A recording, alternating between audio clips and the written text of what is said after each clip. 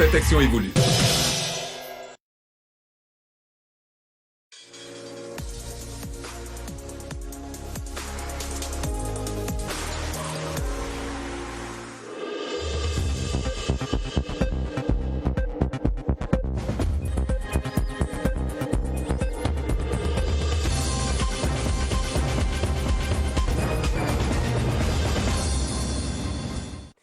Mesdames, Messieurs, bonsoir. Voici les titres du journal. Des solutions pour relancer les économies du continent plombées par la pandémie du Covid-19. Le caucus africain des gouverneurs du FMI et de la Banque mondiale définissait ce jeudi les priorités par visioconférence. En tête du journal, ce que l'Afrique et le Cameroun peuvent en attendre. Des solutions endogènes pour vaincre le Covid-19. La chloroquine et l'azithromycine sont déjà produits sur place ici au Cameroun. L'annonce de la réunion gouvernementale d'évaluation ce jeudi à suivre dans ce journal. Des solutions durables contre les inondations dans la région de l'extrême nord. Un impératif en cette saison des pluies. Nous irons voir sur place à Maroua les plans projetés par les autorités locales. Voilà pour les titres et le développement de ces nouvelles après ceci.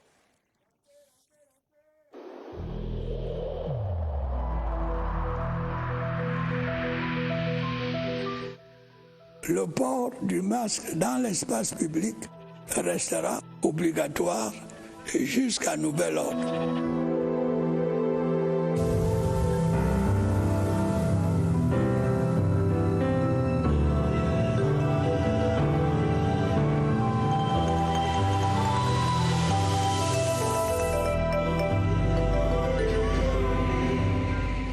La thématique est alléchante, protéger le capital humain de l'Afrique face au Covid-19, sauver des vies, préserver le bien-être, sauvegarder la productivité et l'emploi.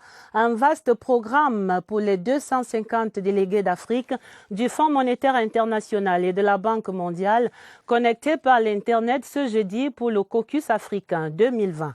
La réunion, ouverte par le Premier ministre chef du gouvernement, Joseph John Ngouté, était présidée par le ministre de l'économie cette année, Alamine Ousmane Mey à la manette. La réunion était placée sous le haut patronage du président Paul Biya. Sur les attentes du continent africain de ce caucus 2020, voici le reportage de Laurentine Bokono.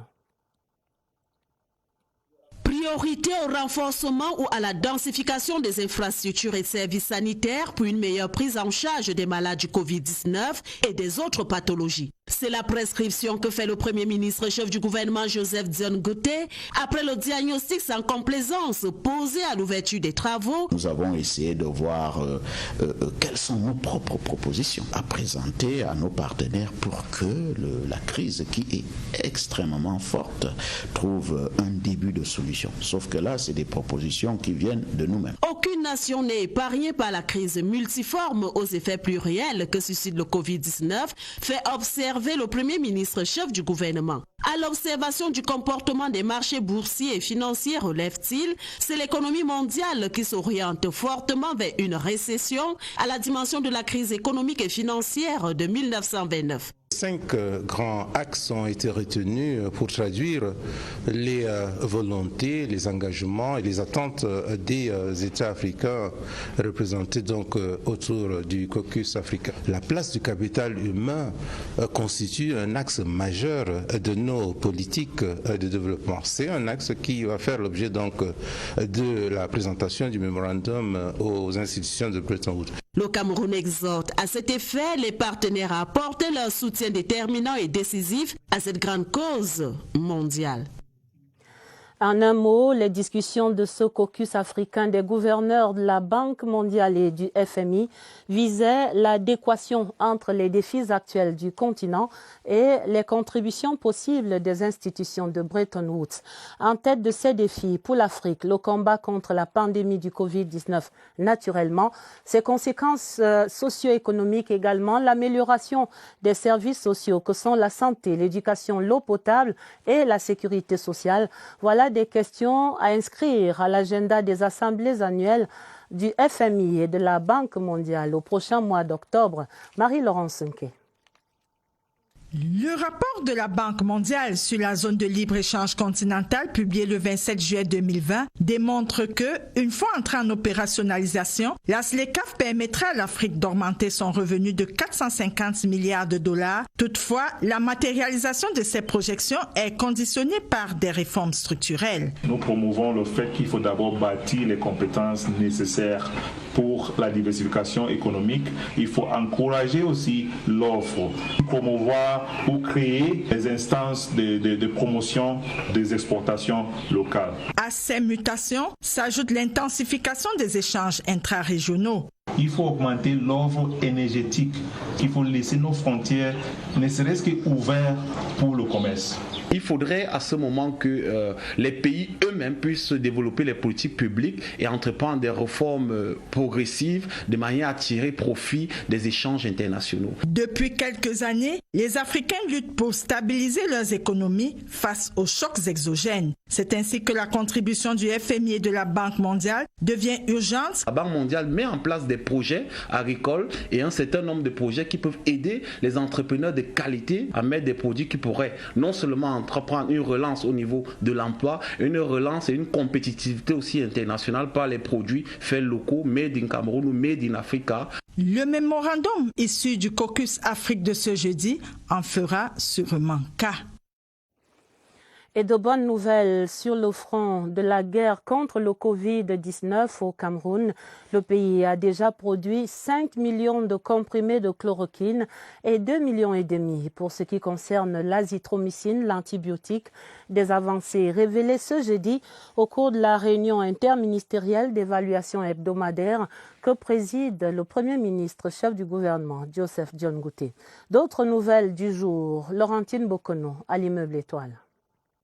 C'est le ministre de la Recherche scientifique et de l'Innovation, Madeleine Tuente, qui était porteuse de la bonne nouvelle. Dans son exposé, elle a indiqué que grâce à la disponibilité des intrants, 5 millions de comprimés chloroquine et 2,5 millions d'azithromycine ont été fabriqués et mis à disposition avec le concours de l'Institut médical des plantes médicinales. La pandémie du Covid-19, quant à elle, connaît une évolution satisfaisante à la lecture des chiffres actualisés présentés par le ministre de la Santé publique, Manaouda Malachi. Cas positifs, 17 586, nombre de personnes déclarées guéries, 15 996, nombre de décès, 393. Soit un taux de guérison de 90,95%. Évolution également positive du dossier relatif à l'ouverture des frontières des pays de l'espace Schengen. Le ministre des Relations extérieures, le jeune Bélam Bella, a fait état de la réouverture progressive des frontières. Vis-à-vis de l'Union européenne, la liste est réactualisée toutes les 2 semaines depuis le 1er juillet dernier. Nasseri Paul Beya a fait le point actualisé de la pandémie dans sa circonscription administrative. Il reste maintenant à la population de continuer à faire preuve de discipline et de responsabilité pour consolider tous ses acquis. À présent, direction Bamenda pour vivre la première journée de la phase écrite des examens GCE, O et A-Level. Ces examens du sous-système anglophone ont démarré dans le calme et la sérénité, nous dit-on, à travers toute la région du Nord-Ouest, même si on peut déplorer en ce premier jour quelques cas d'absence dans certains centres. Nous faisons le point avec Laurent Chisogbe à Bamenda. Le respect des mesures barrières, première grille à franchir dans chaque centre d'examen de la ville de Bamenda, au lycée bilingue de Bamenda-Nkwe. Comme à progressive, les candidats au GCE et GCE O-Level ont démarré la phase écrite à l'heure indiquée. Exactement à 8 heures, candidats sont présents. Après la première épreuve économique SPEPA 1, pour les 2 examens, les candidats se disent confiants. Ça nous assure qu'on va passer. C'était facile. L'ambiance du déroulement est la même sur l'étendue de la région. Ce matin, j'ai près de 8 000 élèves. J'ai un taux de présence de 98,5%. Chiffre global des absences, ça veut dire c'est quelque chose comme c'est moins de 2%.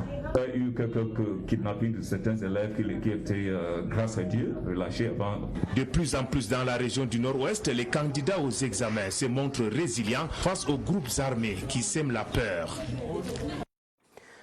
Dans la région voisine du Sud-Ouest, le gouverneur a dit sa satisfaction face au bon déroulement de ces examens du General Certificate of Education pour la première journée. Ce jeudi, Bernard Okalia-Bilaï a effectivement été sur les différents centres et sous-centres d'examen à Buea. Sur ses pas, notre correspondante sur place, Elisabeth Nathalie Song. Un dispositif spécial dans le respect des mesures contre le Covid-19. Pour ces 7 candidats ayant un déficit visuel au sous-centre d'examen de Baptist High School en ce premier jour, des épreuves écrites du General Certificate of Education à Buea. Au lycée bilingue de Buea Town, tout comme à la PCSS et au lycée bilingue de Muliko, le climat est plutôt serein. Une bonne évaluation. 24 600 candidats étaient attendus. Nous avons près de 24 300, ce qui donne un taux de participation de près de 99%. C'est un bon début. Le numéro 1 de la région s'est félicité de la mobilisation de tous les acteurs impliqués dans la lutte contre la pandémie du Covid-19. L'école, la science est la clé de tout développement. Donc, je voudrais féliciter tout le monde. Avec les échos positifs des autres sous-centres écrits de la région, la suite des examens dans le Sud-Ouest augure des jours meilleurs. Ici à Yaoundé, gros plan sur le centre d'examen du lycée bilingue d'application. Plus de 1500 candidats sont là-bas sur la ligne de départ pour ces GCE O et A-Level. Notre reporter Joël Igor Abanda est allé suivre les premières épreuves de cet examen dans quelques établissements scolaires de la capitale. Ce jeudi matin, la première épreuve des candidats au GCE était résolument de trouver leur salle d'examen. C'est le cas ici, au lycée bilingue d'application. Pendant plus d'une heure, de nombreux candidats cherchent désespérément leur salle d'examen. Il y avait ceux qui venaient pour la première fois. On était obligé de mettre certains de nos souriants au portail pour les diriger. Dans ce centre d'examen du GCE, au total, 1579 candidats prennent part aux épreuves écrites et c'est par les épreuves d'économics et de philosophie que les élèves démarrent à 8 heures. Ici au centre d'examen du lycée bilingue de Médon, 1755 candidats font face aux mêmes épreuves. On a prévu que les O-level occupent la devanture du bloc administratif et le A-level est derrière. Les épreuves écrites du GCE O-level et A-level s'achèvent le 25 août 2020. La leçon est bien assimilée. L'atelier ouvert hier sur l'acquisition et la gestion du patrimoine de l'État s'est achevé cet après-midi ici à Yaoundé. Cette session de formation destinée au personnel du ministère de la fonction publique et de la réforme administrative visait l'amélioration de la gestion du patrimoine de l'État et surtout la lutte contre la corruption. Ce qu'il faut en retenir avec Catherine Toulou et Langa. Une tripartite pour vaincre la corruption en améliorant l'acquisition et la gestion du patrimoine de l'État. Le ministère des Finances, le ministère de la fonction publique et le contrôle supérieur de l'État. 2 jours intenses de travaux pour amener les responsables du ministère de la fonction publique et les organismes sous tutelle à la connaissance de certaines subtilités en matière de gestion du patrimoine de l'État. Le conseil est venu leur fournir les méthodes et les techniques d'évaluation, comment ils vont travailler pour identifier et maîtriser les risques. À la fin des travaux ce jeudi, le ciel est sans nuages. Avec tous les exposés qu'il y a eu depuis hier, tout le monde a compris qu'il faut faire très attention et surtout qu'il faut privilégier l'intérêt général lorsqu'on est un manager. Les travaux qui s'achèvent permettront de réduire le volume de rejet au niveau des contrôleurs financiers, mais également d'édifier les responsables sur les fautes de gestion et les détournements de deniers publics. L'actualité des régions en vitrine, comme tous les jeudis aux 20h30. Direction l'extrême nord où les populations se préparent à vivre la détresse de nouvelles inondations avec le retour de la saison des pluies.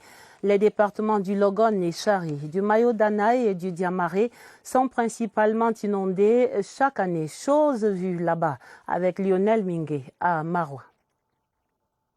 L'ensemble des inégalités du sol constitue le premier facteur d'inondation dans la région de l'extrême nord et plus spécifiquement dans la ville de Maroua, indiquent les spécialistes. La ville de Maroua, c'est une ville au relief très plat, très stable, qui ne permet pas facilement l'écoulement des eaux. Les montagnes qui sont aux alentours, dans les monts Mandara, viennent avec beaucoup d'eau.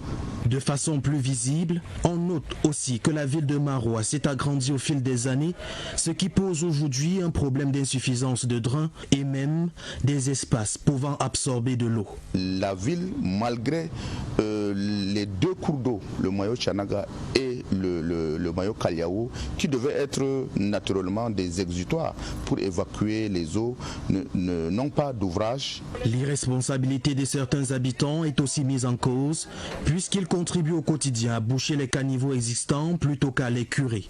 Les populations, dans la plupart des cas, construisent sur le lit des cours d'eau.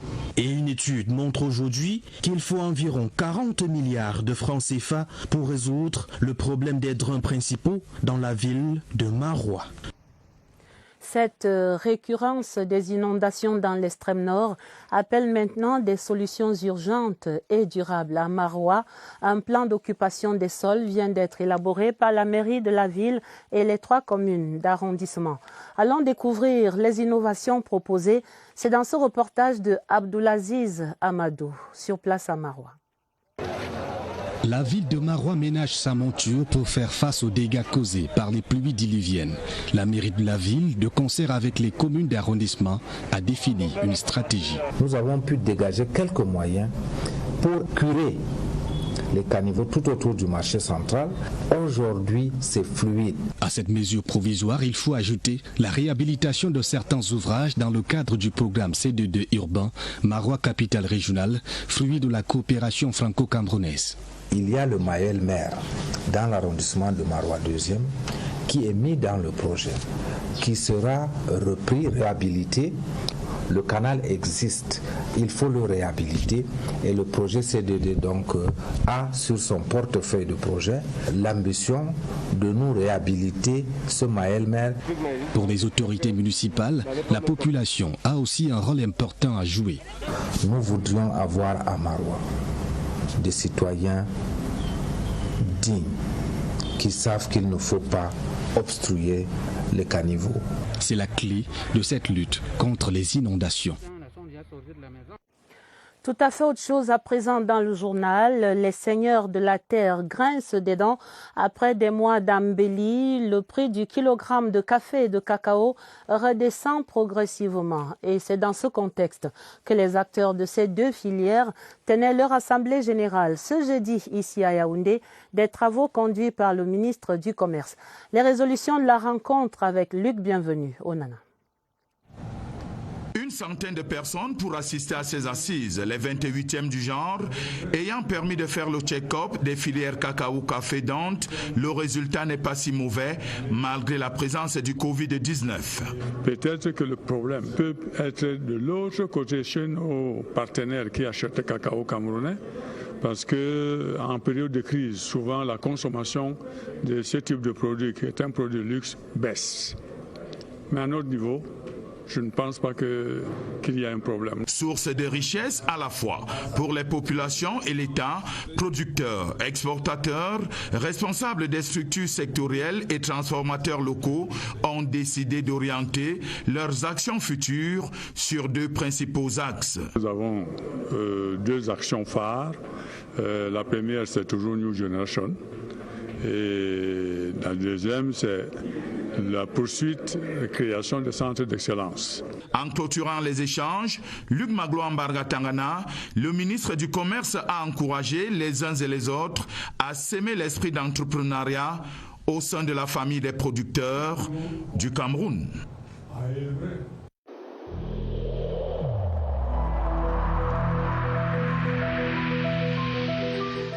N'oublions pas que la négligence d'une seule personne peut nuire gravement à l'ensemble de la communauté.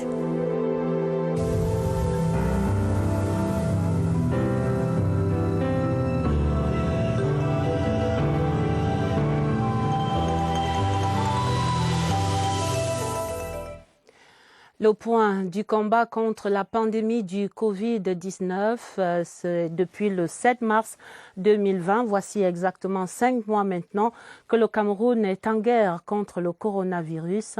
Le gouvernement l'a constaté ce jeudi. Au total, ce sont 18 586 cas qui ont été testés positifs. 16 094 ont été guéris contre 394 décès, des chiffres qui parlent et des précisions et d'autres nouvelles encore que notre reporter Évariste Eyenga vient de suivre à ce point de presse quotidien sur la maladie qui vient de s'achever au centre des opérations des urgences de santé publique au quartier Messa, ici à Yaoundé. Je retrouve Évariste sur mon écran de contrôle. Oui, bonsoir. Bonsoir Évariste. Quoi d'autre? Quelles autres nouvelles ce soir?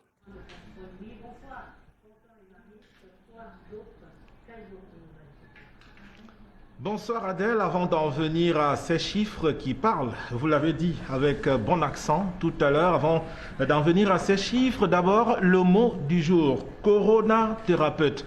Vous le découvrez certainement tout autant que moi. C'est un néologisme, mot prononcé pour la première fois ce soir par le docteur Alain-Georges Etundimbala qui donnait le point de presse en représentation du ministre de la Santé publique, coronathérapeute, pour indiquer ces personnes qui sillonnent les villages pour menacer l'écosystème, pour menacer les plantes, menacer les forêts et les villages, les agresser pour extraire des écorces et en faire des décoctions. Ils les appellent les coronathérapeutes et à eux, la médecine dit non. En revanche, ils demandent de faire foi à la médecine traditionnelle. Il y a les tradipraticiens, il y a également les naturopathes, les vrais, qui sont engagés dans le processus de normalisation et de codification de leur savoir-faire, et ce processus bénéficie de l'accompagnement des pouvoirs publics sur très haute instruction du chef de l'État. Venons-en aux chiffres. Ils sont de 2 paliers, les traditionnels, qui sont le bilan des 5 mois de la présence du coronavirus au Cameroun. Il y a donc, tel que vous l'avez annoncé, 18 586 cas positifs, 16 094 guéris déclarés, 394 décès. Ces chiffres s'adossent sur les dernières mises à jour effectuées il y a quelques instants seulement. Le deuxième palier des chiffres, il est en fait le résultat de la campagne de dépistage mobile. Pour cette journée de jeudi, 3431 personnes ont effectué les tests. De ces plus de 3112 ont été déclarés positifs. Et alors, en conclusion, en appendice du point de presse, le docteur Etundimbala dira « Le coronavirus, ces chiffres indiquent bien qu'il est maîtrisé, la situation est stabilisée au Cameroun, mais pour autant, non, l'épidémie n'est pas encore vaincue. Il y a aussi un facteur qu'il regrette, c'est que plusieurs personnes ont cessé de se faire dépister. C'est pour cela qu'il y a aussi rupture au niveau de la prise en charge. Alors, il faut retrouver les chemins des points de dépistage. À vous le plateau, Adèle. Merci Évariste pour toutes ces informations. On retient non aux coronathérapeutes, oui aux naturopathes et on dit citoyens à vos tests et à vos masques surtout. Autre chose dans le journal, la branche camerounaise du réseau des femmes élues locales d'Afrique organise un atelier à Yaoundé, un atelier destiné aux femmes mères. Avec l'onction des pouvoirs publics, cet atelier est destiné à aider ces dames élues à mieux cerner les enjeux de la décentralisation en cours au Cameroun. Le reportage sur l'ouverture des travaux, Georges Marcel Messila. Pour les 39 élus locaux concernés par cet atelier, ce sont 3 jours d'intenses activités intellectuelles qui commencent. Ce renforcement de capacité ne peut que renchérir nos connaissances par rapport au développement local. Ce séminaire est le bienvenu pour nous apprendre le contenu de la loi de 2019 sur la décentralisation. Au menu, des exposés sur les transferts de compétences, la pratique de l'état civil et la responsabilité pénale du maire en matière de faute de gestion. Des connaissances essentielles selon les initiateurs de l'atelier. Le but de ce séminaire, c'est se connaître entre nous en leur donnant l'outil pratique pour la gestion de la chose publique. La cérémonie d'ouverture de ce matin, l'hôtel de ville de Yaoundé a connu la présence de plusieurs membres du gouvernement. L'Ordre national des ingénieurs de génie civil au Cameroun célèbre son 20e anniversaire en cette saison. Les activités vont s'étendre d'octobre à novembre avec notamment la tenue d'un symposium international ici à Yaoundé. Des nouvelles entendues ce jeudi au cours de la conférence de presse que donnait le président de l'Ordre, Kizito Ungoa. La synthèse de ses propos avec Franck Evna.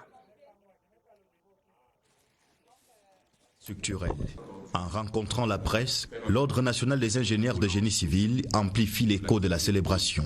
La commémoration va s'étaler sur plusieurs jours entre octobre et novembre. Dans cette série d'activités, un symposium international au cours duquel des ingénieurs de renom vont explorer les contours de la profession. De tout ce que nous avons entendu comme effondrement d'immeubles ces derniers temps, si des professionnels étaient impliqués dans ces ouvrages, dans ces constructions, pour sûr que nous n'aurions pas ces catastrophes. D'autres rencontres apporteront d'ailleurs plus d'éclairage sur le métier.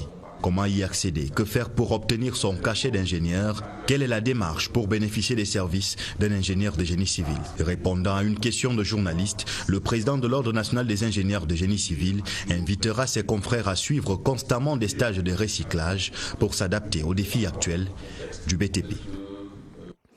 Les adieux de la police camerounaise à l'un de ses officiers supérieurs.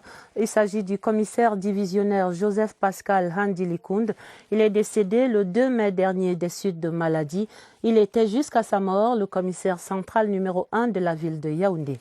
Les honneurs militaires et l'hommage de ses pairs ce jeudi à l'école supérieure de police de Yaoundé, c'est dans ce reportage de Agnès Solange à Bessolon. Pour sonner le glas de l'espoir d'une vie, celle de Joseph Pascal Handilikound. Le commissaire divisionnaire a passé l'arme à gauche le 2 mai dernier à 53 ans. Celui qui était jusqu'à sa mort central numéro 1 de la ville de Yaoundé a quitté définitivement la scène professionnelle sous bonne escorte. La marche funèbre, un ultime hommage à lui rendu par ses camarades d'armes ce jeudi, avec qui il intègre l'école nationale supérieure de police en 2000. 20 ans au service de la nation, le commissaire de police aura occupé les postes stratégiques notamment dans la région du Sud-Ouest, où tour à tour, il sera commissaire de sécurité publique de la ville de Limbé, puis de la ville de Tiko, commissaire central de la ville de Boya, avant de faire ses preuves à Garoua. Le 26 septembre 2015, il atterrit à Yaoundé comme commissaire central numéro 1 de la ville, jusqu'à sa mort. Le commissaire divisionnaire Joseph Pascal Handilikound laisse une veuve et des enfants. Il sera inhumé samedi à Makak, son village natal. La page des sports et d'abord cette bonne nouvelle pour les Lions indomptables. Le président de la République, son Excellence Paul Biya, vient d'ordonner l'octroi de 22 logements aux héros de la Coupe du Monde Italie 90, dont le 30e anniversaire était célébré au mois de juin dernier. L'Odyssée italienne avait alors vu les Lions indomptables s'hisser en quart de finale, une performance qui n'avait alors jamais été égalée par une nation africaine. Et on va dire pour Roger Milla et les autres héros de cette Coupe du Monde Italie 90 que la nation camerounaise est à jamais reconnaissante. Dans l'autre actualité, en perspective, le collectif des présidents des clubs de football professionnels qui va organiser après-demain un symposium national pour la relance du football camerounais. L'événement, ce sera au centre d'excellence de la Confédération africaine de football à Mbankomo, ici à Yaoundé. Et puis également en sport, revenons ce soir à la première session du conseil d'administration du Comité national olympique et sportif. C'était hier ici à Yaoundé. La réunion présidée par le ministre des Sports préparait également le mouvement sportif national pour l'après-Covid-19. Les résolutions, c'est dans ce reportage de Évariste Yenga. Toutes ont battu le rappel, les têtes pensantes du devenir du sport camerounais pour faire le plein d'une salle du palais des congrès de Yaoundé. Ils ont posé les balises qui encadreront le mouvement sportif. Tous sollicitent une reprise concertée des compétitions nationales, mais dans le strict respect des mesures édictées par le gouvernement et par l'OMS. du ministère de la Santé est attendue la mise à disposition des tests et autres intrants de manière régulière. Les membres du conseil d'administration exhortent le président Hamad Kalkaba Malboum à assurer une bonne préparation à la Cameroun Olympic Team pour les prochains Jeux de Tokyo. Le renouvellement des organes dirigeants des fédérations est approuvé. Ceci doit être effectif au plus tard en décembre 2021. Les Dixiades 2020 prévues à Bamenda y sont maintenues, mais reprogrammées en 2022. Entre-temps, les administrateurs du CNO sollicitent des pouvoirs publics l'accord d'affectation des fonds dédiés en 2020 pour la remise à niveau des infrastructures sportives de Bamenda. Le sport a hâte de se remettre en mouvement. Voilà qui met un terme à ce 20h30. Le journal était préparé avec la collaboration de Franck Edina et de Augustin Ngononga. Vous aurez un autre journal à minuit présenté par Gilbert Ongene et Dieudonné Zra. Retrouvez immédiatement sur cette antenne le magazine Discovery pour les éditions du 20h30 du week-end. À partir de demain, vous serez en compagnie de Atta Badine Omar. Attention au Covid-19. Voici quelques rappels avant de vous quitter et je vous dis excellent week-end d'avance, excellent début du week-end et à lundi 20h30.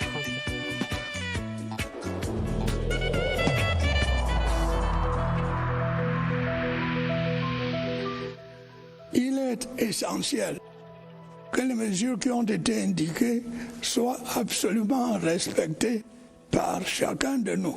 Lavez-vous régulièrement les mains à l'eau et au savon ou à l'aide d'un gel hydroalcoolique.